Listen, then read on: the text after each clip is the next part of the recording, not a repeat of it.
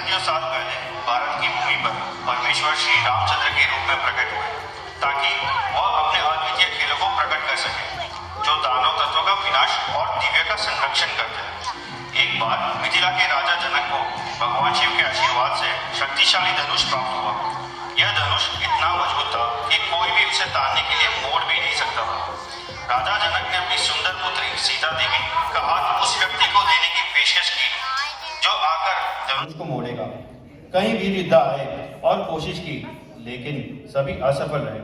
भगवान रामचंद्र आदर्श राजकुमार, साहसी और सक्षम, अपने कर्तव्य के प्रति समर्पित और सत्य में अडिग ने आसानी से धनुष को तोड़ दिया और सुंदर राजकुमारी को हाथ जीत लिया। इस प्रकार खुशी खुशी उन्होंने अपनी पत्नी का राजधानी अयोध्या वापस लाया। लंबे समय तक श्री राम और सीता देवी ने आपसी सेवा में निरंतर सुख का जीवन व्यतीत किया। वे बिल्कुल भगवान विष्णु और उनकी पत्नी लक्ष्मी भाग्य की देवी के समान प्रतीत होते थे। रामचंद्र की ये दृश्य राजा दशरथ के राज्यसभा का है। यहाँ बहुत सारे राजा और नागरिक उपस्थित हैं। देवियों और सज्जनों, राजाओं के राजा महाराज दशरथ पधार रहे हैं। राजा दशरथ की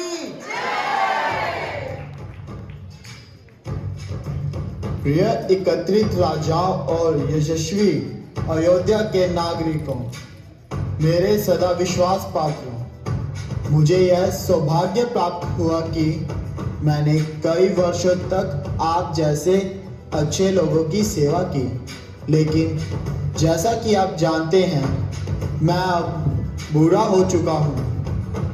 यह शरीर वर्षों तक दुनिया का शासन करने का भारी बोझ उठाते उठाते थक चुका है।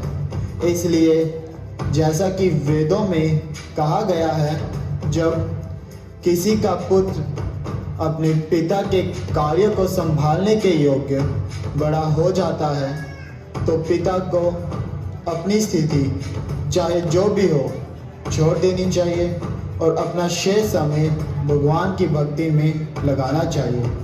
सौभाग्य से मुझे राम जैसे महान पुत्र का आशीर्वाद प्राप्त हुआ है। राजा दशरथ की मुझे पता है कि वह आप सभी द्वारा बहुत प्रिय और सम्मानित है, क्योंकि वह मनुष्य में एक रत्न है और धर्म के रक्षकों में सबसे श्रेष्ठ है। इसलिए मेरा पुत्र राम अब आपके योग्य संरक्षक होगा। मैं सम्राट दशरथ यह घोषणा करता हूँ कि कल अयोध्या में रामचंद्र के नए राजा के रूप में राज्य अभिषेक के सम्मान में एक बड़ा उत्सव मनाया जाएगा, जिसमें भोजन, ऐश्वर्यपूर्ण सजावट, संगीत, उत्सव और समारोह होगा। आप सभी को विनती है कि आप सभी राम की राज्य अभिषेक में आनंदित हों। राजा रामचंद्र की जय, राजा दशरथ की जय। ये दृश्य कैकेयी के विश्राम कक्ष का है। लोग सड़कों पे क्यों गा रहे हैं? अयोध्या में उत्साह का कारण क्या है प्रिय रानी? क्यों मंत्रा, मुझे आश्चर्य है कि तुमने अभी तक नहीं सुना। कल सम्राट दशरथ बिना पाप के और क्रोध पर काबू पाने वाले राम को सिंहासन पर बिठाने वाले हैं। प्रिय कैकेयी, क्या तुम उस खतरे को नहीं देख रही हो जो तुम्हारे सामने है? कैसा खतरा मंत्रा? तुम्हारा नीच मंत्रित्व वाला पति तुम्हारे पुत्र भरत को दूर के राज्यों में रिश्तेदारों के साथ रहने के लिए मजबूर कर रहा है, और अब वह कौशल्या के पुत्र राम को सिंहासन पर बिठाने की योजना भी बना रहा है। मंत्रा, मुझे राम और भरत के बीच कोई अंतर नहीं दिखता। मुझे तो ये जानकर प्रसन्नता हो रही है कि सम्राट राम को नए राजा के रूप में ताज पहनाने जा रहे हैं। ओ मूर्ख, ये सब एक गहरी साजिश का हिस्सा है। राम को केवल भरत से खतरा है, जिसका सिंहासन पर समान अधिकार है। राम की राज्याभिषेक के बाद भरत को निश्चित रूप से बाहर निकाल दिया जाएगा या उसकी हत्या भी करी जा सकती है। क्या? कैसे? और तुम मेरी प्रिय रानी वन से बाहर फेंक दी जाओगी और कौशल्या की एक दासी के रूप में शहर जीवन व्यतीत करना होगा। ये तुम क्या कह रही हो मंत्रा? ये खबर तो बहुत चौंकाने वाली है। अगर ऐसा हो गया तो भरत की हत्या, मैं अपने प्राण त्याग दूंगी। हे मंत्रा, मुझे कोई रास्ता दिखाओ। इसीलिए तुम्हें अपने पुत्र भरत के लिए राज्य सुरक्षित करना चाहिए और राम उसके जन्मजात दुश्मन को बाहर निकालने का बहाना ढूंढना चाहिए। ये कैसे संभव होगा?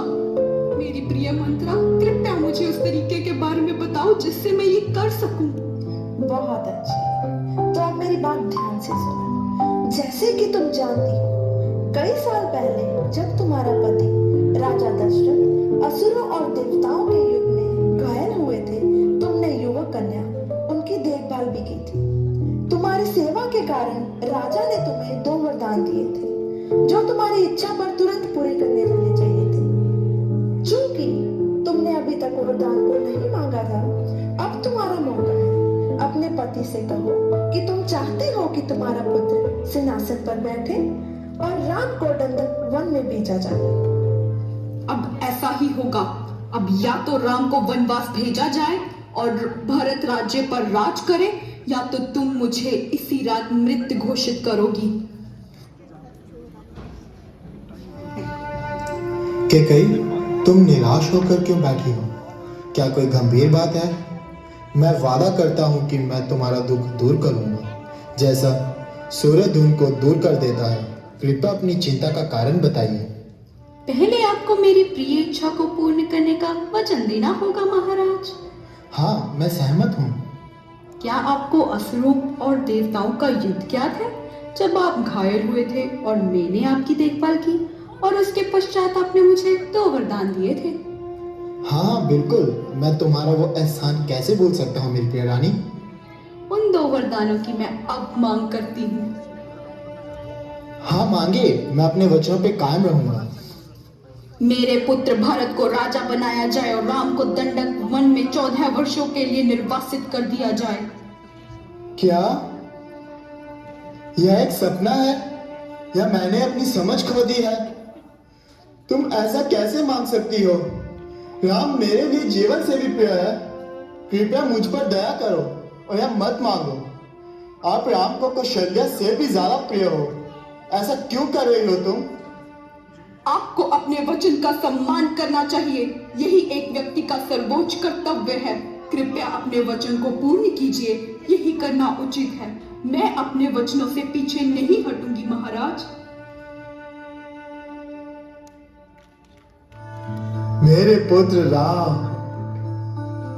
राम दशरथ के उदास चेहरे को देखकर उलझन में होते हैं और कैकेयी को प्रणाम करने के बाद उनसे बात करते हैं। माते, मुझे आशा है कि मैंने पिताश्री के खिलाफ कोई अपराध नहीं किया है। पिताश्री मुझसे क्यों नाराज है? क्या कोई समस्या है जो इस दुख का कारण बन रही है? राजा ना तो नाराज है, ना ही कोई पीड़ा उन्हें परेशान कर रही है, लेकिन उनके मन में कुछ है जिसे वे तुम्हें बताने से डर रहे हैं ताकि तुम्हें दुख ना हो। उन्होंने मुझे वर्षों पहले 2 वरदान देने का वचन दिया था और इन प्रतिष्ठित सम्राट को उसी तरह पछतावा हो रहा है जैसे किसी साधारण व्यक्ति को होता है। हालांकि चूंकि इनमें से एक इच्छा तुम्हारे ऊपर है, मुझे यकीन नहीं है कि तुम इसे दिल से स्वीकार करने के लिए तैयार हो। राम माते, आपको मुझसे ऐसे कठोर शब्द नहीं बोलने चाहिए। मैं पिताश्री की आज्ञा से अग्नि में भी प्रवेश करने को सज्ज हूँ तथा उनके आदेश से मैं विष भी ग्रहण कर लूंगा। आपसे विनती है, कृपया आप जो कहना चाहते हैं वो स्पष्ट रूप से कहें। मैं अपने पिताश्री द्वारा दिए गए वचन को अवश्य पूर्ण करूंगा। तो ठीक है, सुनो मेरे 2 वरदान। आज ही मेरे पुत्र भरत को राजा बनाया जाएगा और तुम राम राज्य से दंडक वन में निर्वासित कर दिए जाओगे। अब यदि तुम अपनी सच्चाई साबित करना चाहते हो तो अपने पिता के वचनों के प्रति अड़ल रहो।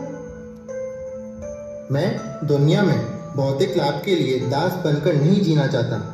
माते, मैं साधु की तरह धर्म के प्रति समर्पित हूँ। जो कुछ भी मेरे पूज्य पिता के लिए प्रिय है मैं वही करूँगा। मैं अब बिना किसी क्षण के दंडक वन के लिए प्रस्थान करता हूँ। राम। यह दृश्य राम और सीता के विश्राम कक्ष का है। आपके श्री चरणों में मेरा कोटि कोटि प्रणाम मेरे प्रभु। क्या आपके साथ कुछ अनिष्ट हुआ है मेरे प्रिय स्वामी? आप ऐसे दिख रहे हैं जैसे किसी गहरे दुख का बोझ उठा रहे हैं। यह आपके राज्याभिषेक के दिन ऐसे कैसे हो गया? हे प्रिय सीते, कोई राज्याभिषेक नहीं होगा, क्योंकि मेरे पिता मुझे वनवास के लिए भेज रहे हैं। वनवास? हाँ, इसलिए मैं तुमसे मिलने और विदा लेने आया हूँ। असंभव। कृपया शौक मत करो। अब मुझे 14 वर्ष के लिए दंडक वन में अपना निवास बनाना होगा, जबकि मेरे भाई भरत राजा के रूप में राज्य करेंगे। यह सब माता कैकेयी की इच्छा से है। क्योंकि यह मेरे माता और पिताश्री की इच्छा है, मुझे जाना ही होगा। हे स्वामी, यदि आप आज ही वन के लिए प्रस्थान करते हैं तो मैं आपके पहले चलूंगी और मार्ग में आने वाली घास के तिनके और कांटों को अपने चरणों से कुचल दूंगी। आपके साथ चाहे ही हजारों वर्ष भी बीतना रहना पड़े, मुझे कोई दुख नहीं। कृपया मेरे प्रिय पराक्रमी स्वामी, मैं प्रार्थना करती हूँ कि आप मुझे भी आपके साथ ले चलें। लेकिन प्रिय सीते, वन जीवन की सभी कठिनाइयों और बड़े कष्टों के बारे में गंभीरता से सोचो। वहाँ के मार्ग ऊबड़ खाबड़ हैं और वहाँ भयंकर और क्रूर जानवर भी हैं। दिन और रात भूख तुम्हें सुताएगी। तुम्हारे सोने के लिए कोई विश्राम कक्ष नहीं है, सिर्फ सूखे पत्ते होंगे। वास्तव में वन अत्यंत कष्टों से भरा हुआ है। नहीं सीता, दंडक वन तुम्हारे लिए उचित स्थान नहीं है। हे राम, जिन कठिनाइयों की आप बात कर रहे हैं वो वास्तव में छुपे हुए आशीर्वाद हैं। मैं आपकी अर्धांगिनी हूँ और आपके बिना नहीं रह सकती। कृपया मुझे आपके साथ आने दीजिए। ठीक है, हे मिथिला की राजकुमारी, लेकिन तुम्हें अभी अपने सभी कीमती आभूषणों और गहनों का त्याग करना होगा। जल्दी करो, समय न गंवाओ। मेरे प्रिय भाई, मैंने आपकी सारी बातचीत सुन ली है। आपको मुझे भी अपने साथ दंडक वन में ले जाना चाहिए। ये मेरी आपसे विनती है। आप दोनों के बिना इस संसार में मेरा जीना मेरे लिए व्यर्थ है। नहीं प्रिय लक्ष्मण, यदि तुम मेरी भलाई चाहते हो तो अयोध्या में रहकर राज्य को बनाए रखने में मदद करो। राज्य को भरत के लिए ही छोड़ दो। मैं आपके और माता सीता के आगे चलूंगा और आपका मार्गदर्शक बनूंगा। तुम वास्तव में धर्म के प्रति समर्पित हो, इसलिए प्रिय लक्ष्मण, तुम मेरे साथ चलो।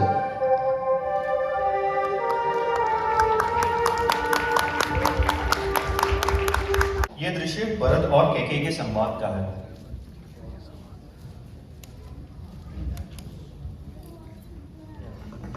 महारानी कैकेयी, आपके पुत्र भरत ननिहाल से आ रहे हैं। आपके चरणों में मेरा कोटि कोटि प्रणाम प्रिय माता। आयुष्मान भव। कहो पुत्र, तुम्हारे नैनीहाल में सब कैसे हैं?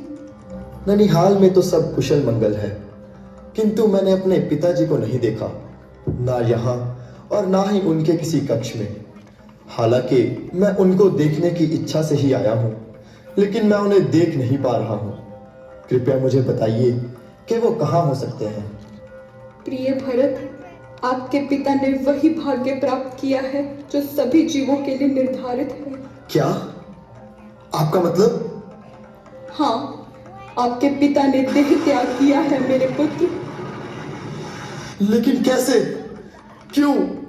क्यों उन्होंने मृत्यु को प्राप्त किया? जब मैंने सुना कि आपके पिता रामचंद्र को अयोध्या का नया राजा बनाने की योजना बना रहे हैं, तो मैंने तय किया कि मैं आपके पिता से 2 वरदान मांगूंगी, जो मुझे कई वर्षों पहले दिए गए थे, जब मैंने उन्हें एक भीषण युद्ध के बाद स्वास्थ्य में लाने में मदद की थी। उन्होंने कहा था कि वह मेरी इच्छा पूरी करने के लिए अपने वादे को निभाएंगे। इसलिए मैंने उनसे कहा कि रामचंद्र को 14 वर्षों के लिए वनवास भेजे और इसके बजाय आपको भरत नया राजा बनाए। आपका प्रिय भाई लक्ष्मण और सीता भी राम के साथ वनवास में चले गए हैं। आपके पिता अपने प्रिय पुत्र से विरह के कारण दुख में डूब गए और उनकी मृत्यु हो गई। अब सिंहासन आपका है भरत। शोक या दुख में ना झुके मेरे पुत्र, बल्कि दृढ़ता से खड़े रहे। अब अयोध्या का राज्य आपके ऊपर निर्भर है। मैं केवल आपके लिए सर्वोत्तम चाहती हूँ मेरे पुत्र। यही कारण है कि मैंने ये सब व्यवस्थित किया। नहीं, तुम मेरी माँ के रूप में दुश्मन हो। मेरे पिताश्री की मृत्यु का कारण तुम हो। ओ स्त्री जो बिना किसी कारण भी बुराई देखती है, तुम्हारे पास ये साहस भी कैसे है कि तुम मेरे भाई राम को सीता और लक्ष्मण के साथ वन भेज देती हो? इसलिए तुम मृत्यु के बाद नरक जाओ। ओ स्त्री, मैं तुम्हें इस पापी और दुष्ट कार्य को करने नहीं दूंगा। लेकिन भारत, बस करो। मेरे पिता के अंतिम संस्कार की तैयारी करो और मेरे सेनापति को सूचित करो कि सेना एकत्रित करें। अंतिम संस्कार के बाद मैं वन में जाकर भैया राम को वापस लेकर आऊंगा। वह सही मायने में राजा है और मुझे वनवास भोगना होगा, और तुम दुष्ट के कहीं अपना भाग्य का फल मुझे भोगो। क्षमा कर दो मेरे पुत्र। पुत्र के राज्याभिषेक की लालसा में मैं अंधी हो गई थी। मुझे क्षमा कर दो। क्षमा मुझसे नहीं, भैया राम से मांगिए। अगर उन्होंने आपको क्षमा कर दिया तो समझ लेना मैंने भी कर दिया। ठीक है, मैं आज ही तुम्हारे साथ चलूंगी। मैंने बहुत बड़ा अपराध किया है, उसका पश्चाताप मुझे करना ही होगा। ये दृश्य चित्रकूट वन का है। देखो प्रिय सीते, सुंदर मंदाकिनी नदी, जिसके किनारे सुगंधित फूलों से भरे हुए हैं और जहाँ सुंदर हंस निवास कर रहे हैं। स्वामी, ऐसे लग रहा है जैसे कुबेर की स्वर्गीय झील स्वयं पृथ्वी पर आ गई हो। हे जानकी, तुम्हारे साथ यहाँ होने पर मुझे अयोध्या और उसके साम्राज्य की कोई इच्छा नहीं रही। भैया राम, मैंने अभी अयोध्या के महाराज को इसी ओर आते हुए देखा है। भरत यहाँ आ रहे हैं? हाँ, वो हाथियों और सैनिकों की एक विशाल सेना के साथ आगे बढ़ रहे हैं। लगता है भरत आपको खोजने और नष्ट करने आए हैं, क्योंकि उसे डर है कि जब आपके वनवास के 14 वर्ष समाप्त होंगे तब आप अयोध्या लौटकर उसका सिंहासन छीन लोगे। भैया राम, आप अपने धनुष और बाण उठाइए और युद्ध के लिए सज्ज हो जाइए। नहीं लक्ष्मण, अपना धनुष रख दो। हमें धैर्यपूर्वक भरत का इंतजार करना चाहिए ताकि वह स्वयं अपने आने का कारण बताए। मेरे भाई मुझे मानसिक रूप से भी अपमानित करने का सोच भी नहीं सकता, इसमें मुझे कोई संदेह नहीं है।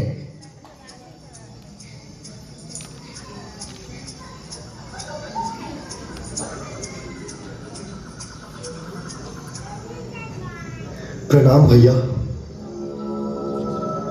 मुझे आश्चर्य है भरत, तुम पिताश्री और राज्य को छोड़कर वन में क्या कर रहे हो? जब तक वह जीवित हैं, तुम्हें किसी भी स्थिति में यहाँ नहीं आना चाहिए था।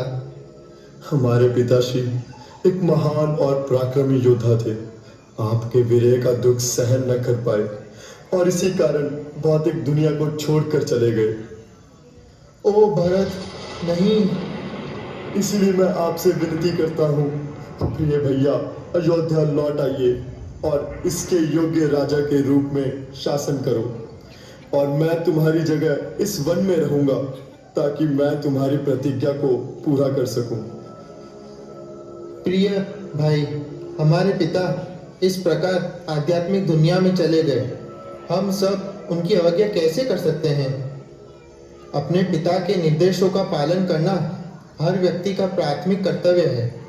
मुझे यहाँ 14 वर्ष तक रहना होगा।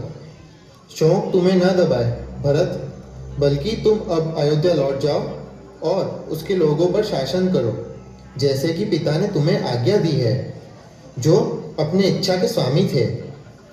जो आज्ञा भैया राम। फिर भी कृपया मैं आपसे विनती करता हूँ कि इन पवित्र पादुकाओं को मुझे दे दो। मैं इन्हें राज सिंहासन में रखकर और आपकी वापसी का इंतजार करूंगा।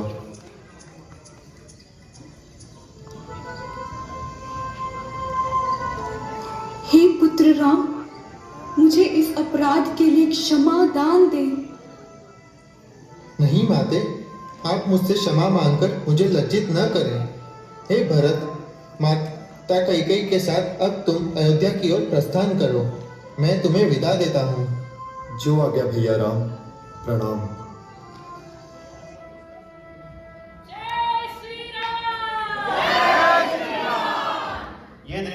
शूर्पणखा के प्रस्ताव का है। ओ मनुष्यों में आनंद, तुम कौन हो?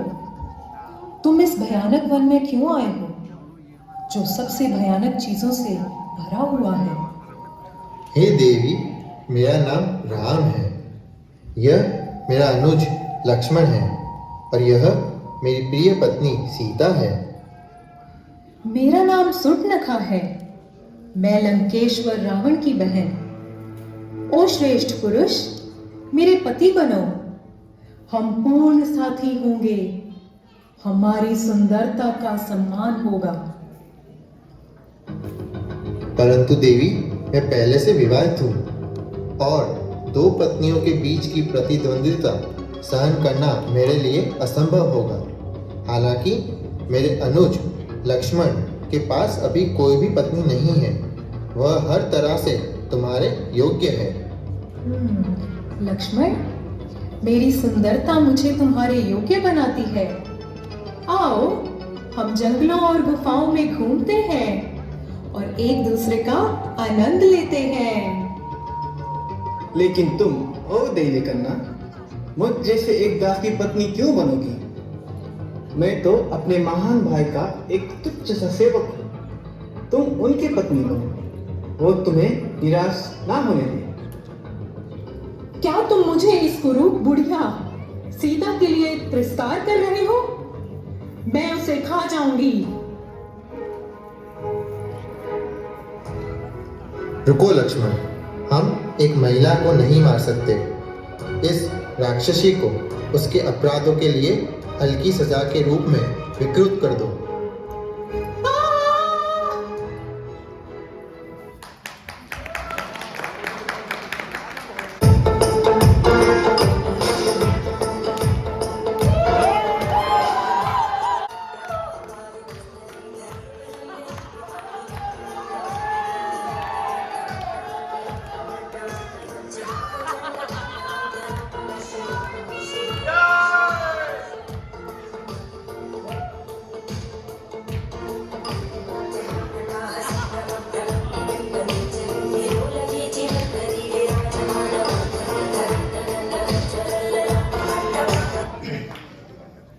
भैया, मैं अब कहीं की नहीं रही। किसने लंकेश की बहन और लंका का स्वाभिमान पर प्रहार करने का दुस्साहस किया है? उत्तर दो शूर्पणखा। राम है वो। मुझे उस राम का सर्वनाश चाहिए भैया। क्या दोष था मेरा? एक माँ का, जो अपना पुत्र ढूंढने दंडक वन में गई थी। हाँ भैया, उसने मेरे रूप के साथ साथ मेरी आत्मा पर भी प्रहार किया है।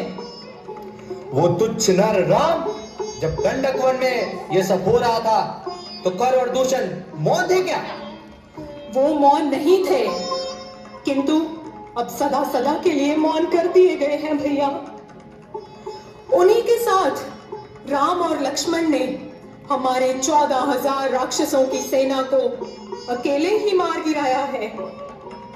और वो सीता आपकी बहन का अपमान देखकर बहुत प्रसन्न हो रही थी भैया। मुझे प्रतिशोध चाहिए भैया, प्रतिशोध चाहिए। प्रिय बहन, किंतु मुझे विस्तार से बताओ कि दंडक वन में तुम्हारे साथ क्या हुआ? वह दशरथ का पुत्र है और उसका रूप कामदेव के समान है। वह धनुष पर बाण कब चढ़ाता है, कब छोड़ता है, यह मैं समझ नहीं पाई। 15 घंटे में राम ने अकेले ही 14,000 राक्षसों को मार गिराया।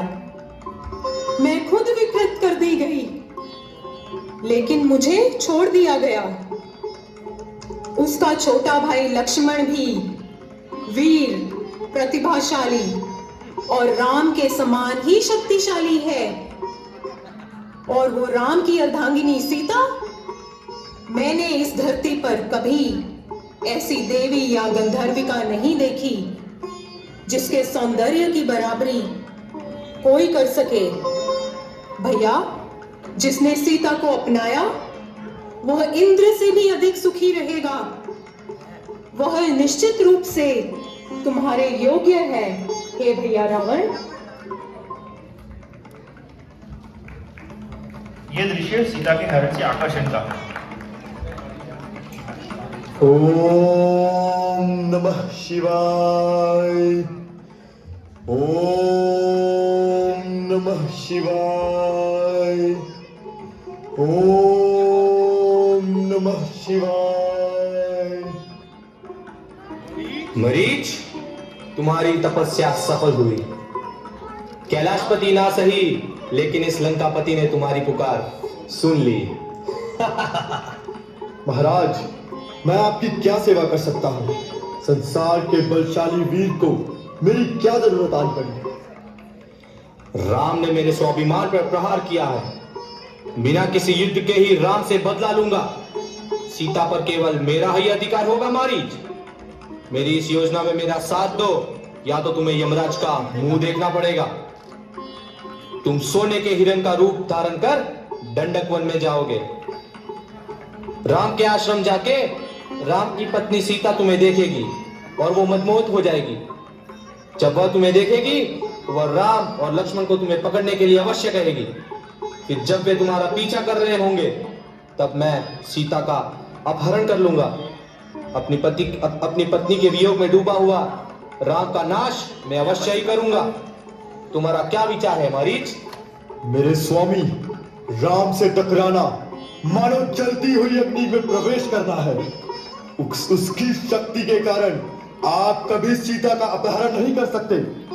अगर आप लंबी उम्र और सुख का आनंद भोगना चाहते हो तो इस आत्मघाती योजना को छोड़ दीजिए। नीच मारीच, ये मेरी सलाह मेरे पास बदलाव। करोड़ों देवता तुमसे पूरी तरह भयभीत है। तुमने यह दावा करने का दुस्साहस कैसे होता है कि एक साधारण तुच्छ राजकुमार राम मेरा नाश कर सकता है?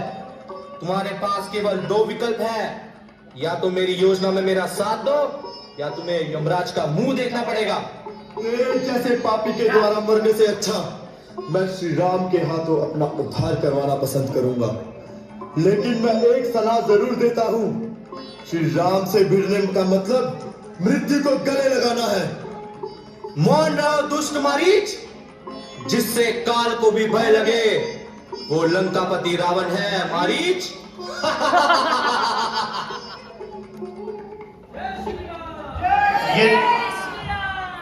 ये दृश्य सीता के हरण से आकर्षण का है। ओह, वो कितना सुंदर हिरण है प्रिय स्वामी। स्वामी लक्ष्मण, स्वामी। क्या हुआ सीते? प्रभु, वह देखिए कितना सुंदर हिरण है। मुझे लगता है ये कोई और नहीं बल्कि वह राक्षस मरीच है। कई राजाओं को उस पापी राक्षस ने मार डाला है। वह अपनी इच्छा से किसी का भी रूप धारण कर सकता है। प्रभु, ये मनमोहक हिरण मेरा मन मोह लेता है। कृपया इसे मेरे लिए लाओ हे बलशाली। मैंने ऐसा हिरण पहले कभी नहीं देखा जो सौंदर्य और चमक में इसके बराबर हो। यदि यह हिरण वैसा ही है जैसा तुम कह रहे हो लक्ष्मण, तो इसे मारना ही होगा, क्योंकि यह एक राक्षस द्वारा उत्पन्न माया है। कवच धारण करके हे लक्ष्मण यहीं रहो और सीता की रक्षा करो जब तक मैं वापस ना आ जाऊं। हाँ भैया राम।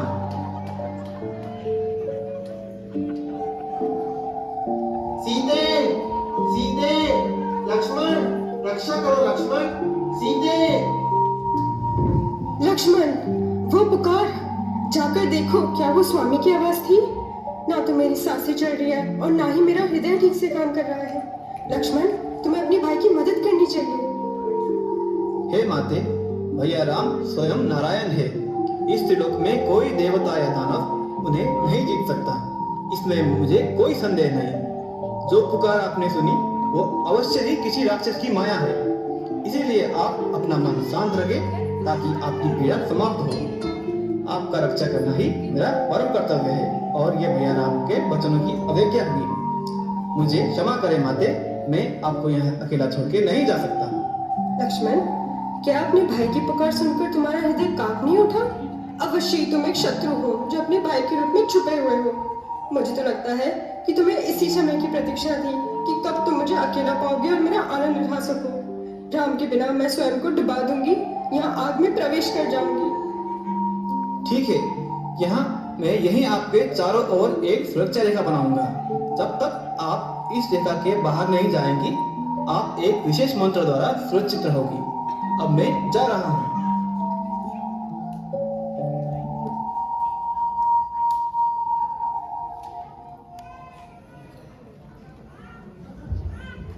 यह दृश्य सीते के अपहरण का है।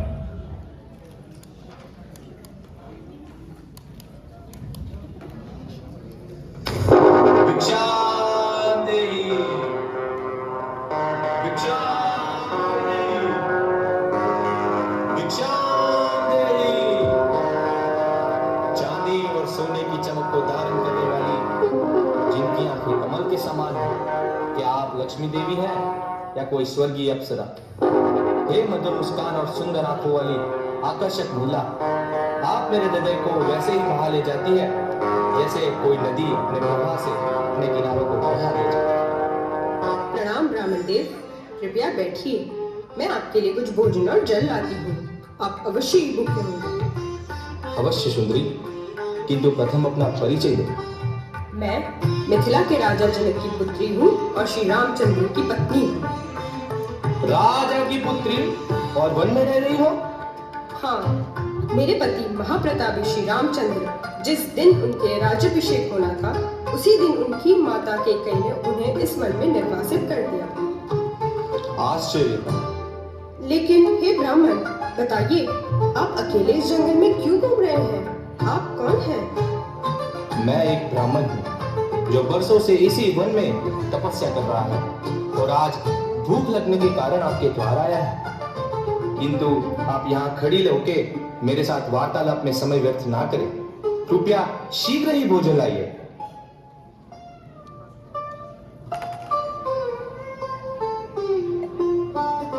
हे ब्राह्मण देव, कृपया करके ये भिक्षा ग्रहण कीजिए। घोर अपमान! हे मूढ़ महिला, क्या तुम्हें मेरे श्राप से अपने और अपने परिवार का सर्वनाश करना चाहती हो? क्षमा करें ब्राह्मण देव, अपितु मैं ये रेखा का उल्लंघन नहीं कर सकती। यदि तुम सत्कार पूर्वक मेरे निकट आकर मुझे भिक्षा नहीं दे सकती, तो यह मैं ग्रहण नहीं करूंगा।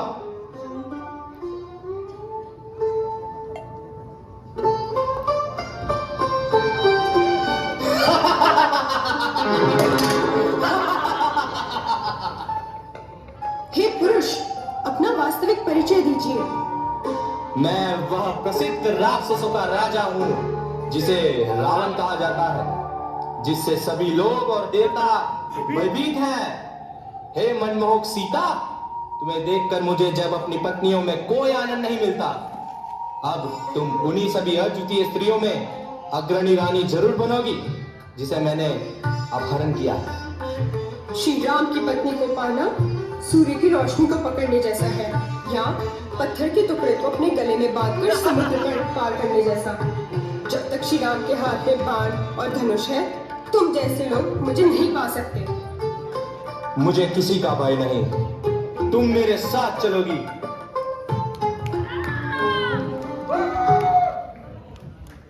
रावण सीता के बालों में अपने बाएं हाथ से पकड़ता है और उन्हें घसीटते हुए ले जाता है। यह दृश्य सीता के विवाह का है।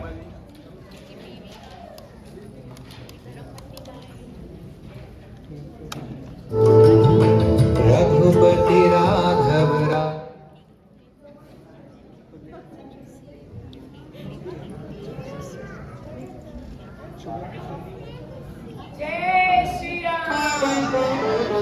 सीते, सीते, तुम कहाँ हो सीते?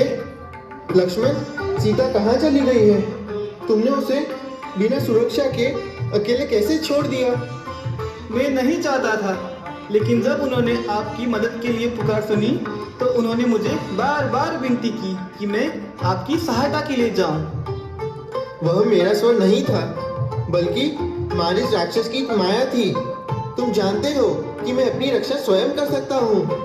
लेकिन फिर उन्होंने कुछ भयानक बातें कही। उन्होंने मुझ पर आरोप लगाए कि अब वो खो गई है। भैया राम, निराश मत होइए। वह यहीं कहीं पास में ही होंगी। मैं उन्हें ढूंढ लाऊंगा। मैं हर जगह उनकी खोज करूंगा। सीता, तुम कहाँ हो सीता? सीता, अगर तुम उस वृक्ष के पीछे छिपकर मुझे चिढ़ा रही हो तो मैं तुमसे विनती करता हूँ, अब और क्रिया नहीं। शायद वह नदी के किनारे चली गई हो। नहीं, उसे अकेले जाना पसंद नहीं है।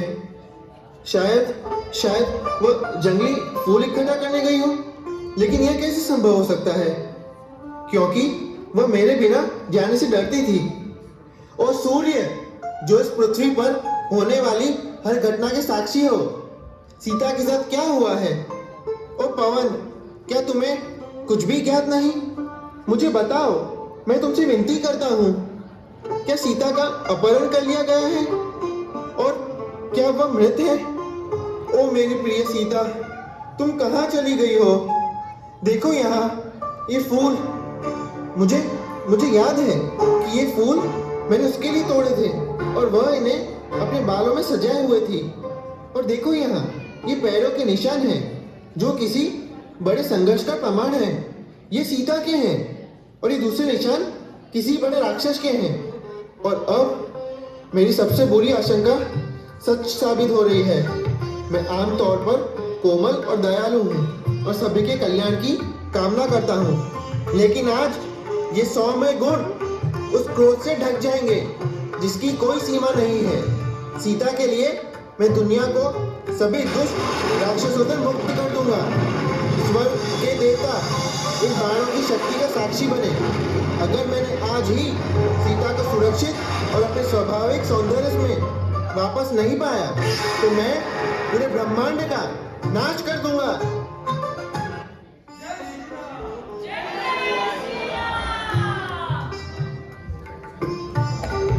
ये दृश्य शबरी के आश्रम का है। शबरी, एक वृद्ध महिला भक्त, अपने साधारण आश्रम के बाहर बैठी है। वह भगवान राम की प्रतीक्षा कर रही है और उनके लिए फलों को इकट्ठा कर रही है। वातावरण में शांति और भक्ति की भावना है।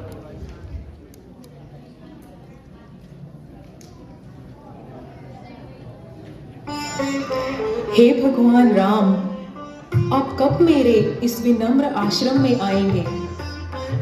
मैंने वर्षों से केवल आपके दर्शन के लिए प्रतीक्षा की है। ये फल मैंने आपके लिए तराश कर रखे हैं।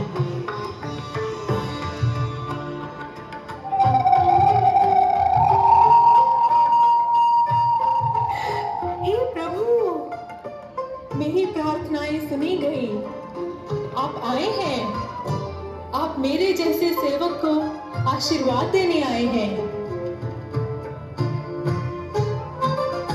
माँ, उठिए। आपकी भक्ति ने पहले ही इस स्थान को पवित्र कर दिया है। मैं आपसे मिलने आया हूँ, यह देखने कि आपने अपने हृदय में कितना प्रेम और दृढ़ विश्वास रखा है। प्रभु, मैं तो एक विधा हूँ जिसके पास आपको देने के लिए भक्ति के सिवा कुछ भी नहीं है।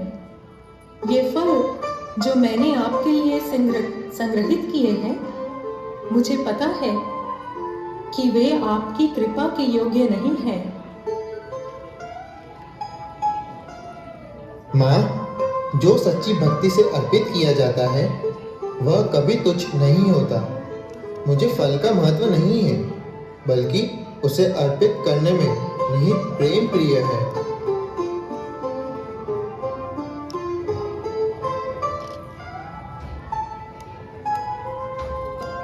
अरे रामा रामा रटते रटते बीती रे उमरिया। रामा रामा रटते रटते बीती रे उमरिया। रघुकुल नंदन कब आओगे? रघुकुल नंदन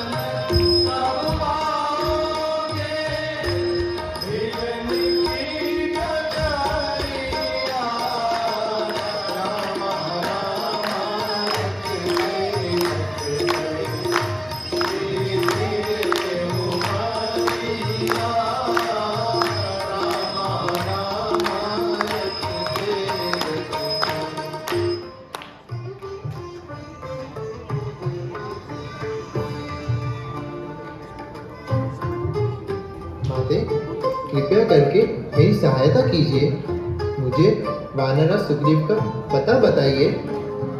वानरराज सुग्रीव, वो तो रस्यामुखा पर्वत पर रहते हैं, जो कि पंपा झील के निकट है। यह दृश्य हनुमान और सुग्रीव की राम से भेंट का है।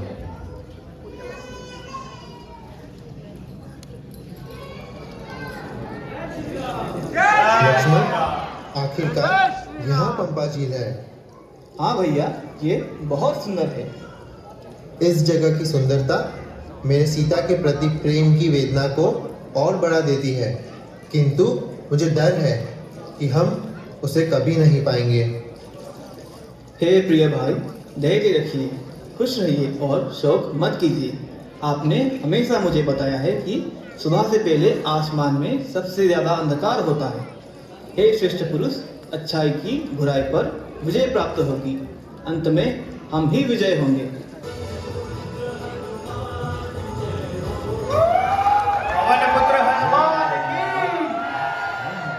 जिनका रूप सिंह के समान है, जो वीरता, गरिमा और सौंदर्य से भरे हुए हैं।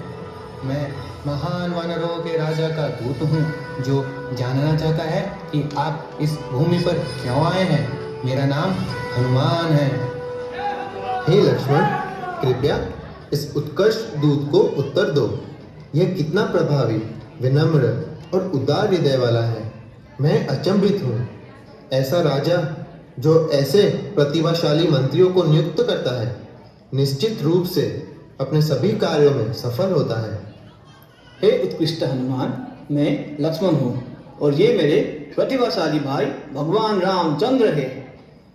हमने वानरों की महिमा के बारे में बताया गया है और इस समय आपके राजा सुग्रीव की सहायता की खोज कर रहे हैं। हे हनुमान, मेरी पत्नी को एक दुष्ट राक्षस ने चुरा लिया है और मैं उसे खोजने में सहायता मांग रहा हूँ। क्या तुम मेरी सहायता कर सकते हो? मेरे प्रभु, मैं आपका सेवक हूँ।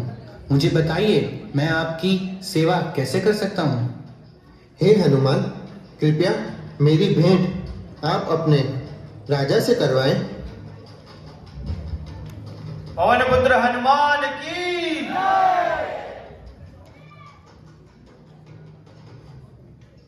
मेरे प्रिय राम, मैं आपकी कैसे सहायता कर सकता हूँ?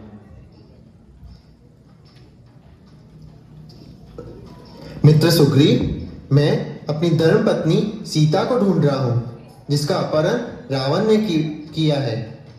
कृपया सहायता कीजिए।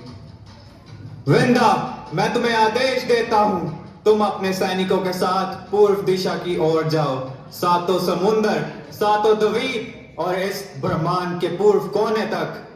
अंगद, नील, हनुमान, जामवत, महेंद्र, देवेंद्र, तुम अन्यों के साथ दक्षिण दिशा की ओर जाओ। सभी के पास केवल 1 माह का समय है। उत्तर से 800 मील दूर खरे पानी के समुद्र के बीच एक द्वीप है। मुझे पूर्ण रूप से विश्वास है रावण वहीं पे रहता है। अंगद के नेतृत्व में वानर सीता की खोज करते हुए विद्वम पर्वत श्रृंखला के आसपास भटक रहे थे। प्यास लगने पर वे एक गुफा में पानी की तलाश में गए, जहां उन्होंने सोने के पेड़ों और महलों से घिरे एक सुंदर स्थान की खोज की। वहां उनकी मुलाकात स्वयं प्रभा नामक एक तपस्विनी से हुई, जो इस रहस्यमय गुफा की रक्षक थी। स्वयं प्रभा ने वानरों का आतिथ्य किया और उनकी खोज की कहानी सुनने के बाद अपनी योग शक्ति से उन्हें गुफा से बाहर निकाला। बाहर आने पर अंगद ने निराश होकर सुझाव दिया कि वे अनशन कर प्राण त्याग दें। इसी दौरान जटायु के बड़े भाई संपाति वहां आए, जिन्होंने उन्हें सीता के लंका में होने की सूचना दी। संपाति ने बताया कि उन्होंने अपनी तेज दृष्टि से लंका को देखा है और उनका पुत्र सुपार्श्व रावण को सीता का अपहरण करते हुए देख चुका था। संपाति ने अपनी कथा सुनाई कि कैसे उन्होंने अपने जटायु भाई को सूर्य से बचाने के प्रयास में अपने पंख खो दिए और अब बंदरों की मदद से ऋषि निशाकर के आशीर्वाद से उनके पंख वापस उग गए। इसके बाद वानर दल समुद्र के किनारे पहुंचे जहां लंका की दूरी देखकर सभी हताश हो गए। अंगद ने छलांग लगाने की कोशिश की, लेकिन सफल होने से संदेह व्यक्त किया।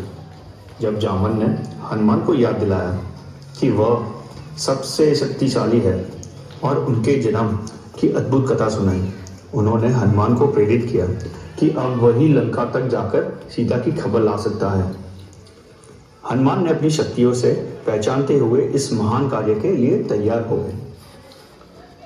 हनुमान ने महेंद्र पर्वत के चरणों में सूर्य, इंद्र, वायु और ब्रह्मा को प्रणाम किया और पर्वत की चोटी पर पहुंचकर अपने विशाल रूप से बदल गए।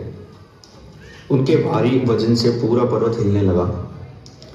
विधातारा ने उनकी महान छलांग की तैयारी को देखा और हनुमान ने गर्जना की कि वे या तो सीता को वापस लाएंगे या लंका को उखाड़ देंगे।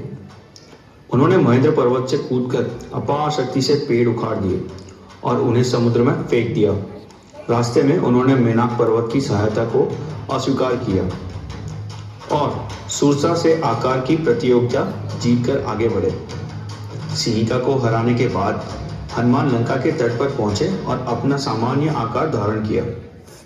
लंका में प्रवेश करते ही हनुमान ने रावण के महल में सुंदर महिलाओं और खजानों को देखा, लेकिन सीता का कोई पता नहीं मिला। निराश होकर वे महलों और राक्षसों के बीच घूमते रहे, परंतु अपनी खोज को जारी रखने का संकल्प किया।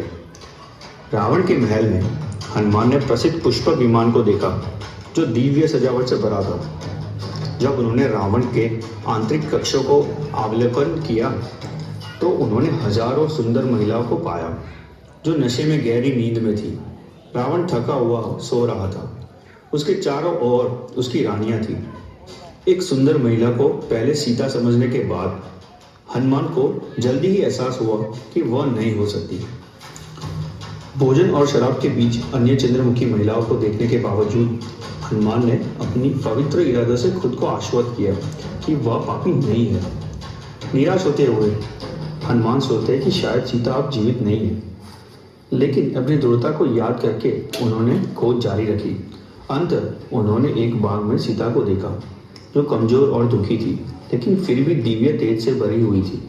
हनुमान ने उनकी सुंदरता की प्रशंसा की और आश्वस्त हुए कि वह यही महिला है जिसे राम खोज रहे थे। इस प्रकार हनुमान की अद्वितीय यात्रा और उनके अटूट साहस की कहानी आगे बढ़ती है।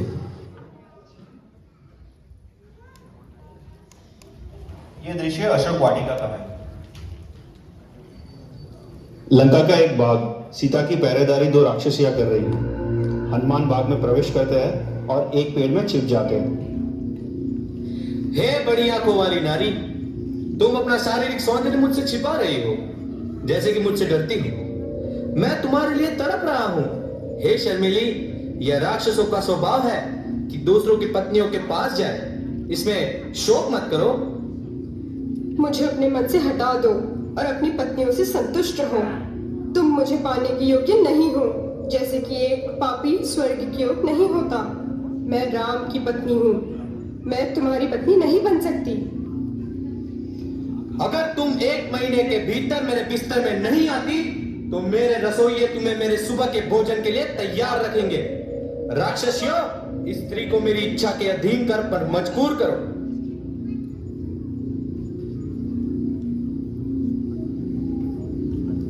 नहीं, नहीं, नहीं। इस स्त्री को देखकर मेरे दिल में एक बड़ी इच्छा उत्पन्न हुई है कि मैं इसके जिगर और पलीहा, उसके स्तन और उसके दिल को खाऊं। आओ, हम इसके टुकड़े काटें और आपस में बांट लें। इस मानव के मांस के साथ आनंद लेने के लिए मदिरा लाई जाए। हे राम,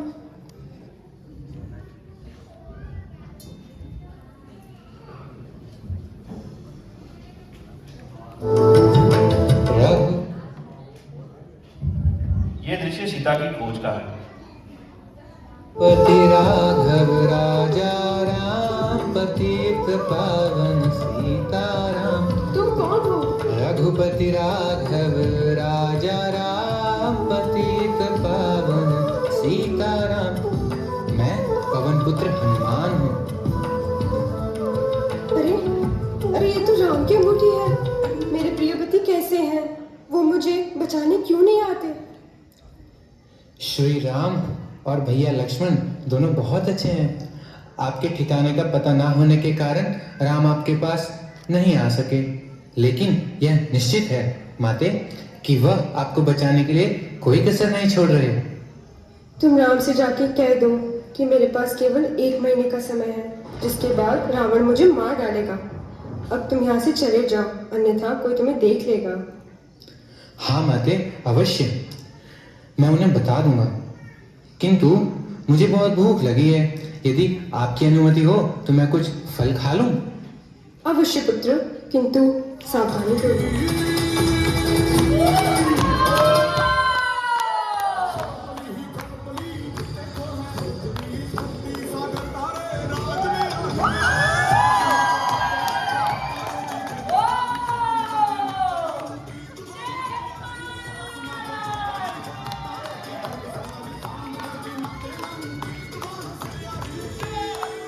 मेरा उद्देश्य पूरा नहीं होगा जब तक मैं राक्षसों की असली ताकत का पता नहीं लगा लेता। इसीलिए मैं रावण की इस अशोक वाटिका का नष्ट कर दूंगा। इसके कारण रावण का गुस्सा भड़क जाएगा।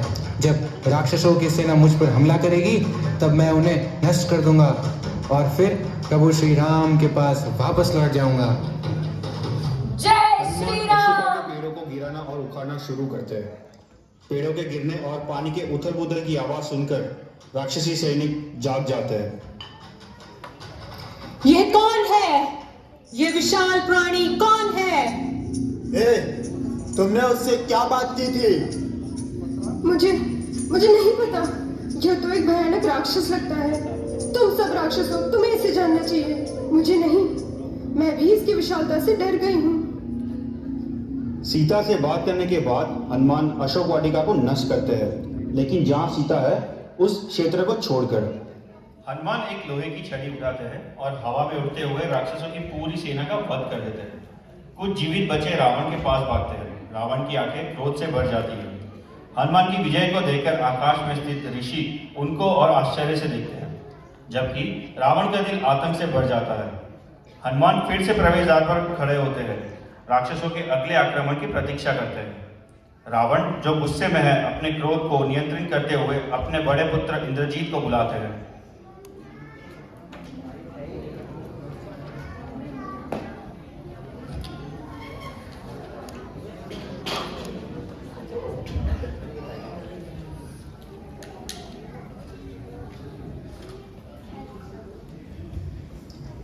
रावण का महल। रावण क्रोधित होकर अपने मंत्रियों से बात कर रहा है। ये हनुमान ने क्या किया? सीता ने कहा कि वह उसे नहीं जानती। यह बर्दाश्त नहीं किया जा सकता। तुरंत ही 80,000 भयंकर राक्षसों की सेना को भेजो और हनुमान को पकड़ कर लाओ। राक्षसों की सेना हनुमान के पास पहुंचती है। हथियारों के साथ हनुमान अपनी शक्तियां बताते हुए और अपने पूंछ को तेजी से हिलाते हुए, जिससे भयानक आवाज होती है। मैं भगवान राम का सेवक हूँ। यदि मैं चाहूं तो मैं हजारों रावण को भी मार सकता हूँ। जय श्री राम।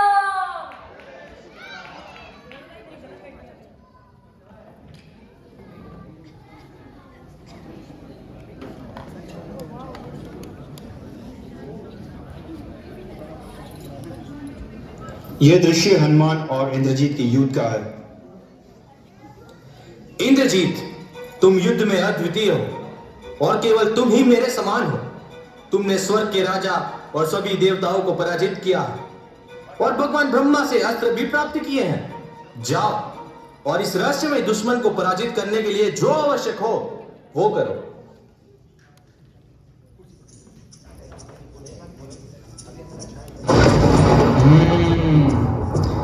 यह धनुष की गर्जना। इंद्रजीत आ रहा है। अब देखना है इस युद्ध में किसकी विजय होगी। वानर, आज तुम्हारा अंत सुनिश्चित है। मेरे तीरों से बच नहीं पाओगे। तुम्हारे तीर मेरे शरीर को नहीं भेद सकते इंद्रजीत। आओ देखो, तुम्हारी सारी शक्तियां व्यर्थ है।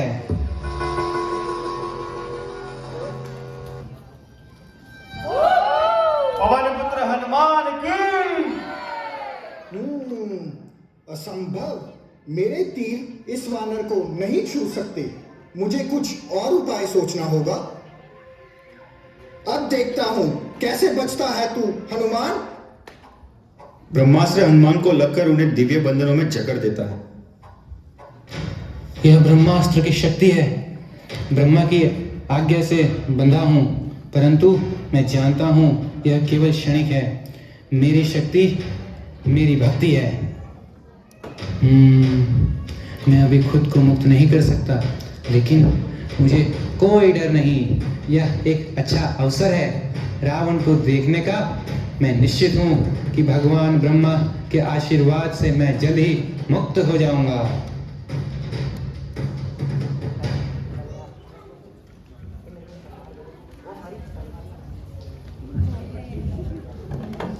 जय हनुमान।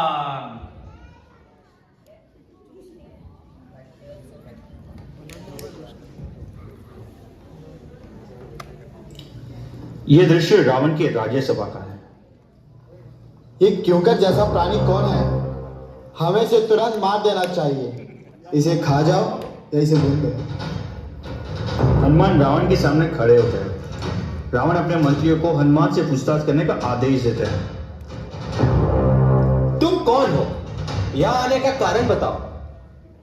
मैं सुग्रीव वानरों के राजा का संदेशवाहक हनुमान हूँ, जो आपको अपनी शुभकामनाएं भेजते हैं। सुग्रीव आशा करते हैं कि आप धार्मिकता के सिद्धांतों का पालन कर रहे हैं और आपका साम्राज्य समृद्ध हो रहा है। हे रावण, तुम धर्म के ज्ञाता हो, फिर भी अधर्म का मार्ग अपना रहे हो। मेरी सलाह मानो और माता सीता को प्रभु श्री राम को वापस लौटा दो, इससे पहले कि देर हो जाए। तुमने कठोर तप से देवताओं और राक्षसों से अभयदान पाया था, लेकिन सीता का अपहरण तुम्हारे विनाश का कारण बनेगा। अगर मैं अकेला पूरी लंका नष्ट कर सकता हूँ, तो सोचो स्वयं भगवान राम क्या कर सकते हैं, जो पूरे ब्रह्मांड का संहार और पुनर्निर्माण करने में सक्षम है। इस बंदर को तुरंत मार डालो। भाई, संदेशवाहकों को मारना उचित नहीं है। शास्त्रों के अनुसार केवल अंग भंग या अन्य दंड दिया जा सकता है, हत्या नहीं। आप महान विद्वान हैं, क्रोध में अपना ज्ञान व्यर्थ ना करें। वानर, तुमने मेरे बाग को नष्ट किया, राक्षसों को हराया और मेरे महल में घुसने की हिम्मत की। इसका तुम्हें दंड अवश्य मिलेगा।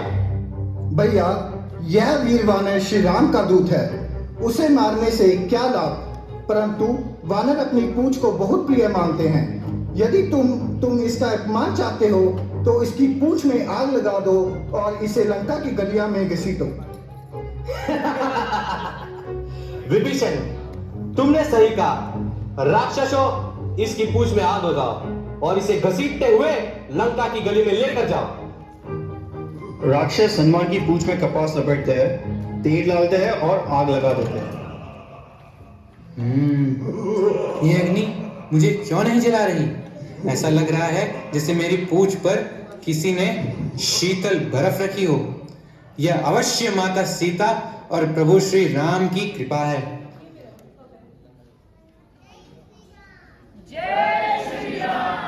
लोग दरवाजों और खिड़कियों से बाहर आकर तमाशा देखते हैं।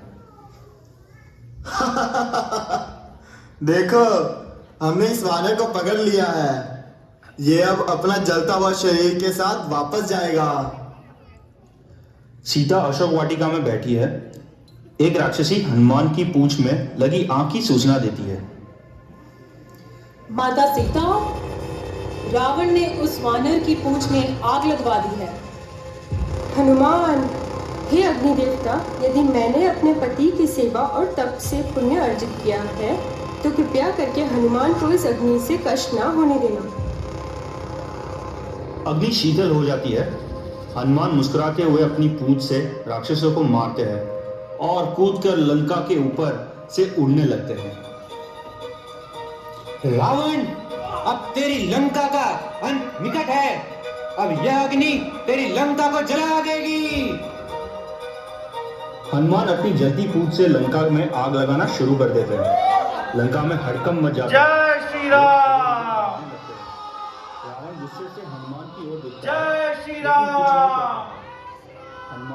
अपनी जय श्री राम प्रधानमंत्री के महल की छत पर कूदते हैं और उसे आग लगा देते हैं। वह एक छत से दूसरी छत पर कूदते हैं और लंका में आग फैलाते हैं। इस वानर को कोई रोको, मेरी लंका जल रही है। हनुमान एक छत से दूसरी छत पर कूदते हैं, लंका के हर कोने में आग फैलाते हैं। उनकी जलती कूद से हर जगह विनाश का मंजर दिखाई देता है। लंका के लोग भयभीत होकर चिल्लाते हैं, लेकिन कोई भी हनुमान को रोकने की हिम्मत नहीं कर पाता। प्रभु श्री राम के शत्रु नगरी जल रही है, यह लंका का विनाश है। जय श्री राम। माता, मैंने रावण की लंका को जलाकर खाक कर दिया है। अब मैं प्रभु श्री राम के पास जाकर उन्हें आपकी खबर दूंगा। वत्स, प्रभु राम से कहना कि मैं उनकी प्रतीक्षा कर रही हूँ। उनको मेरा प्रणाम कहना और कहना कि मैं उनकी विजय की प्रतीक्षा कर रही हूँ। हनुमान सीता माता को प्रणाम करते हैं और आकाश में छलांग लगाते हैं। वह एक बार फिर विशाल रूप धारण करके समुद्र पार करने के लिए उड़ान भरते हैं। हवा की गति तेज हो जाती है और हनुमान तीव्र गति से समुद्र को पार करते हैं। राम और लक्ष्मण के पास लौटते हैं। जय श्री राम, जय श्री राम। तो लंका की गलियों में घसीटते हैं। लोग दरवाजों और खिड़कियों से बाहर आकर तमाशा देखते हैं। माता सीता का पता लगा लिया है। वह कहाँ है और कैसी है? उनके मेरे प्रति क्या भावना है? मुझे सब कुछ बताओ प्रिय हनुमान। रावण ने उन्हें समुद्र पार लंका के द्वीप पर बंदी बना के रखा हुआ है। भयानक प्राणियों द्वारा पीड़ित होने के बावजूद वह सदा आपके प्रेम और भक्ति से भरी रहती है। क्योंकि उन्होंने रावण का प्रस्ताव बार बार ठुकरा दिया, अब रावण ने केवल उन्हें 1 माह का समय दिया है। तत्पश्चात वह उन्हें मृत्यु की सजा सुनाई है। हनुमान, तुम सब सेवकों में श्रेष्ठ हो। मैं सदा तुम्हारा ऋणी रहूंगा। 1 माह, हमारे पास केवल 1 माह का समय शेष है। प्रभु, रावण युद्ध के लिए आतुर है। वह न केवल बहुत शक्तिशाली है, बल्कि उसके चारों ओर लाखों की संख्या में सेना भी है। लंका पर आक्रमण करना कठिन होगा। ऐसा नहीं है, मैंने पहले ही लंका की दीवारें गिरा दी हैं और शहर में आग भी लगा दी है। मुझे तुम पर गर्व है हनुमान। अद्भुत, तुम मेरे सर्वप्रिय सेवक हो। किंतु प्रभु, एक समस्या है। हमें समुद्र पार कर लंका पहुंचना होगा। वो असंभव प्रतीत होता है। उसके लिए हमें कोई युक्ति सोचनी होगी। लक्ष्मण, यह समुद्र हमारे रास्ते में बाधा बन रहा है। अब इसे सिखाना होगा कि यह हमारी सेना को पार करने से रोक नहीं सकता। मेरा धनुष लाओ। अब मैं इस समुद्र को एक ही बाण में सुखा दूंगा, ताकि हमारी सेना पैदल लंका जा सके। भैया, कृपया अपना क्रोध शांत रखिए भैया। क्या कोई और उपाय नहीं है? समुद्र को खत्म करना उचित नहीं होगा। प्रभु राम, हमें क्षमा कीजिए, हम आपको पहचान नहीं पा रहे। आप संपूर्ण सृष्टि के स्वामी हैं, कृपया मुझ पर क्रोध ना करें। आपकी सेना के लिए मैं एक विशेष अनुरोध करूँगा। आप एक सेतु बनवाइए और मैं उसे अपने जल पर तैरने दूंगा। राम के निर्देशन में लाखों वानरों ने लंका तक पुल बनाने का काम शुरू किया। उन्होंने विशाल चट्टानों, पेड़ों और पहाड़ों को इकट्ठा किया और यंत्रों का उपयोग करके उन्हें किनारे तक पहुंचाया। जैसे ही चट्टानों और पेड़ समुद्र में फेंके गए, वे चमत्कारिक रूप से तैरने लगे। वानरों ने उन्हें रस्सियों और बेलों से बांधकर पुल का निर्माण किया। निर्माण दौरान विभीषण और उनके मंत्री किनारे की रक्षा कर रहे थे। पुल की लंबाई 100 योजन और चौड़ाई 10 योजन थी और इसकी सतह को पेड़ों के तल से समतल किया गया, जिसे फूलों से सजी शाखाओं से ढका गया। रावण अपने 2 गुप्तचरों के साथ अपने महल की छत पर चढ़ गया ताकि दुश्मन की सेना को बेहतर तरीके से देख सके। शरण ने प्रमुख वानरों और बालों की पहचान की और उनकी वीरता का बखान किया। वानर सेना इतनी शक्तिशाली थी कि विस्तार को समझाने के लिए शरण को पहले वैदिक गणना प्रणाली को समझाना पड़ा। उन्होंने समझाया कि 100 लाख को 1 करोड़ कहा जाता है, 1 लाख करोड़ को एक शिंकु कहा जाता है, 1 लाख शिंकु को एक महाशिंकु कहते हैं, 1 लाख महाशिंकु को एक बृंद कहते हैं, 1 लाख बृंद को एक पद्म कहते हैं, 1 लाख पद्म को एक महापद्म कहते हैं, 1 लाख महापद्म को एक खरब कहते हैं, 1 लाख खरब को एक महाखरब कहते हैं, 1 लाख महाखरब को समंदर कहते हैं, 1 लाख समंदर को एक ओक कहते हैं, 1 लाख ओक को एक महाओक कहते हैं। शरण ने फिर बताया कि प्रभु राम की वानर सेना में कम से कम 100 करोड़ महाओक सैनिक थे। एक बार फिर राम ने सीता को याद करते हुए अपनी सेना को आदेश दिया, राक्षसों का नाश करो। सभी वानरों एक साथ बोलो, राम और लक्ष्मण की विजय हो, विजय हो, विजय हो। लंका की दीवारों पर राक्षस ने कई वानरों पर अपने हथियार से घायल किया, जबकि अन्य वानर उछलकर राक्षसों पर नीचे गिरने लगे। युद्ध का मैदान खून और मांस की कीचड़ में परवरित हो गया। हनुमान ने जुम्माली, अंगद ने इंद्रजीत, नीला ने निकुंभा और सुग्रीव ने प्रगासा से लड़ाई की। पति का ये मारा गया, यह कैसे संभव है? राम और लक्ष्मण की शक्ति का कोई अंत नहीं दिखता। क्या यह वास्तव में साधारण मानव है या ये कोई दिव्य रूप धारण किए हुए हैं? पिताश्री, आप चिंता न करें, आज मैं स्वयं राम और लक्ष्मण का अंत करूंगा। उनके लिए यह दिन अंतिम दिन होगा। आप बस देखिए, मैं अपने बलिदान से अदृश्यता की शक्ति प्राप्त करूंगा और उन्हें ऐसे पराजित करूंगा कि वो फिर कभी नहीं उठ पाएंगे। जय श्री राम।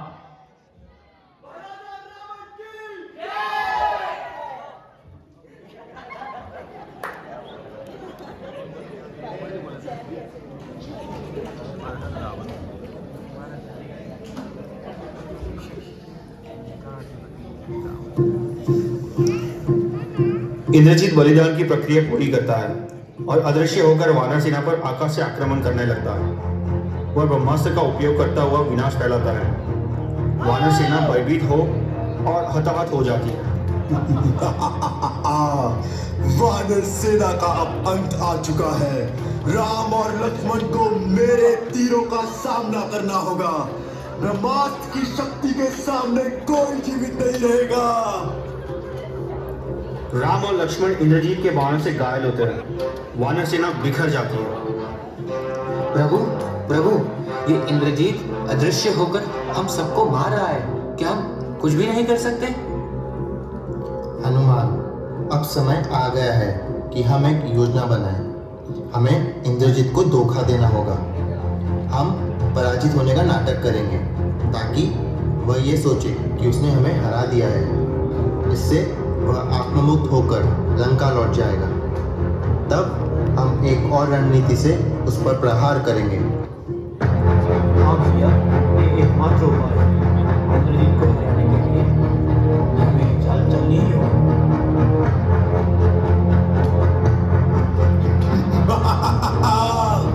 मैंने लक्ष्मण को पराजित कर दिया। अब हमारी विजय सुनिश्चित है। लंका अब सुरक्षित है। इंद्रजीत खुशी खुशी रावण के पास लौटकर अपनी जीत की खबर देता है। पिताश्री, लक्ष्मण अब इस संसार में नहीं रहा। मैंने ब्रह्मास्त्र का प्रयोग करके उसे मृत्यु के घाट उतार दिया। मेरे पुत्र, तुमने असाधारण साहस दिखाया है। अब ठीक उसी प्रकार लंका पर अब राम की भी कोई छाया नहीं रहेगी।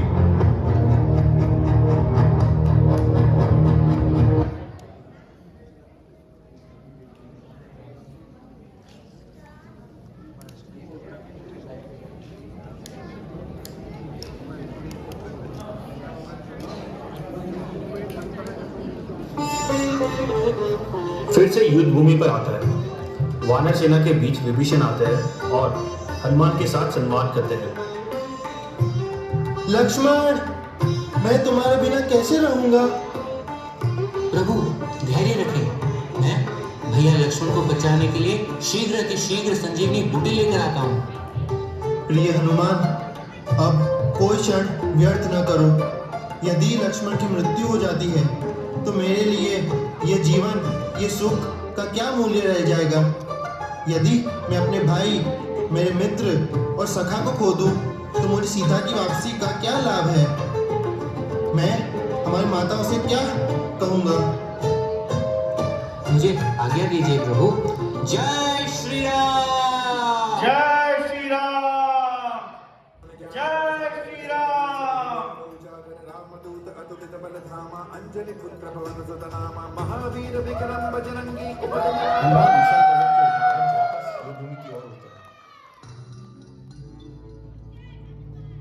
प्रभु मैं संजीवनी बूटी लेकर आ गया हूँ।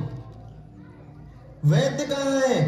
जल्द से जल्द आप लक्ष्मण के प्राणों की रक्षा कीजिए।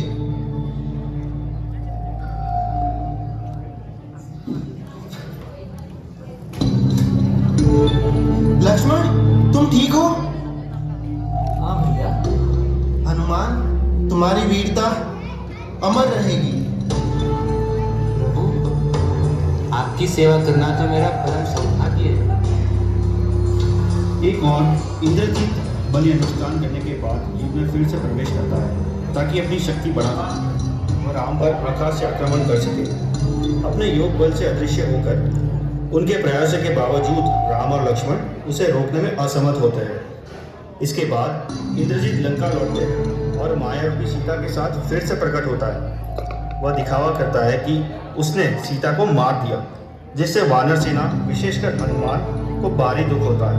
राम को जब ये खबर मिलती है तो वह बेहोश हो जाता है। दूसरी ओर विभीषण तब खुलासा करते हैं कि जिसे इंद्रजीत ने मारा वह माया से बनाई गई सीता थी, जो राक्षस की योग शक्ति से उत्पन्न की गई थी। वो लक्ष्मण को सलाह देते हैं कि निकुंभला में जब इंद्रजीत बलि अनुष्ठान कर रहा हो तभी उस पर आक्रमण करें, क्योंकि यही वह समय है जब इंद्रजीत कमजोर होता है। इस सलाह के बाद राम ने लक्ष्मण, हनुमान, विभीषण और वानर सेना के साथ इंद्रजीत का सामना करने और उसे मारने के लिए भेजते हैं।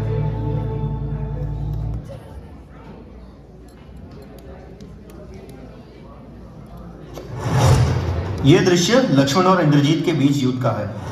युद्ध स्थान निकुंभला के पास युद्ध भूमि का है। आकाश तीरों से भर गया है। लक्ष्मण और इंद्रजीत आमने सामने हैं। हनुमान और विभीषण लक्ष्मण के साथ खड़े हैं, भयंकर युद्ध के लिए तैयार है। हे विभीषण, हम इंद्रजीत तक कैसे पहुंचेंगे? पहले हमें उसकी सेना को पराजित करना होगा। जब वह कमजोर पड़ेगी तब इंद्रजीत सामने आएगा। सैनिकों, आक्रमण! वानर सेना राक्षसों पर हमला करती है। इंद्रजीत अपने रथ पर आता है और लक्ष्मण को देखता है। मेरे ही चाचा मेरे विरुद्ध लड़ने आए हैं। परिवार का यह अपमान सहन नहीं होगा। इंद्रजीत, जो धर्म के मार्ग से भटकते हैं उन्हें छोड़ देना ही उचित है, चाहे वे परिवार का हो या ना हो। तुम्हारा और रावण का पतन निश्चित है। इंद्रजीत, अब तुम्हारा अंत निकट है। आओ लड़ो मुझसे।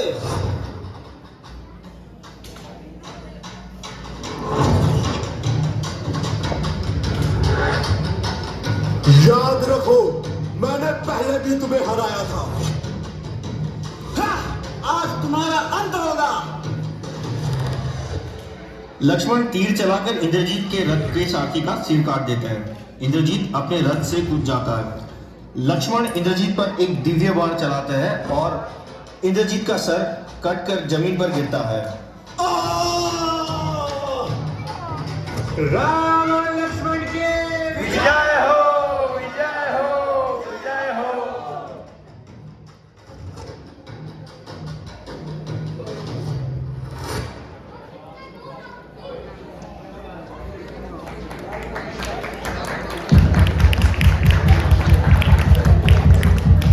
रावण के मंत्रियों ने उसे बताया कि लक्ष्मण ने विभीषण की मदद से इंद्रजीत को मार डाला है।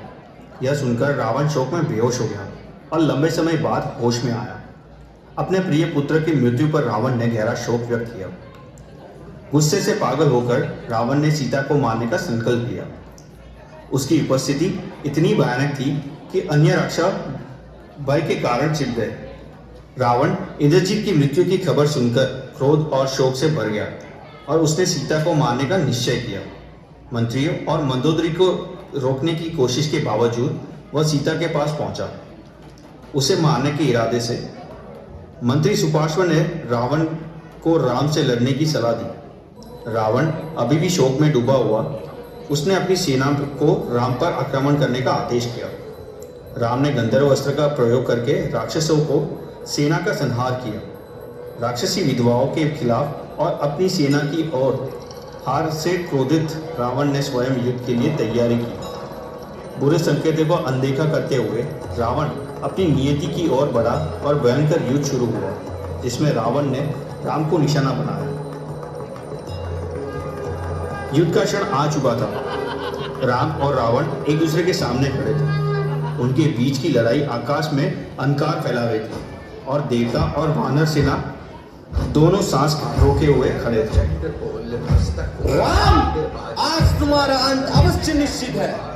मैंने अपनी सबसे शक्तिशाली अस्त्रों से तुम्हें हराने का संकल्प ले लिया है। रावण, तूने छल से सीता का अपहरण किया था।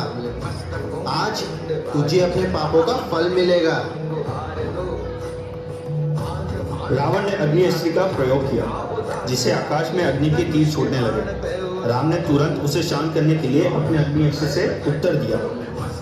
अब देख, मैं अपनी मायावी अस्त्र का प्रयोग कैसे करता हूँ। गरुड़ अस्त्र। राम के गरुड़ अस्त्र ने नागों को नष्ट कर दिया। रावण क्रोधित हो उठा, लेकिन राम शांत थे। अब मैं तुम्हें अपनी सबसे शक्तिशाली शक्ति से रामचंद्र की। राम ने वो अमोघ ब्रह्मास्त्र निकाला जो उन्हें अगस्त्य ऋषि ने दिया था। वह अस्त्र आकाश में विद्युत की भांति चमका। रावण, आज तेरा अंत होगा। ब्रह्मास्त्र ने रावण का हृदय चीर दिया। वह रक्त वमन करते हुए धरती पर गिर पड़ा। यह मेरा अंत है। सियावर रामचंद्र की। सीता को वापस लाने का समय और सुंदर हनुमान की। रावण का अंत हो चुका था और धर्म ने सियावर रामचंद्र की। राम के हाथों से धरती जय पर शांति श्री का राम, जय श्री राम।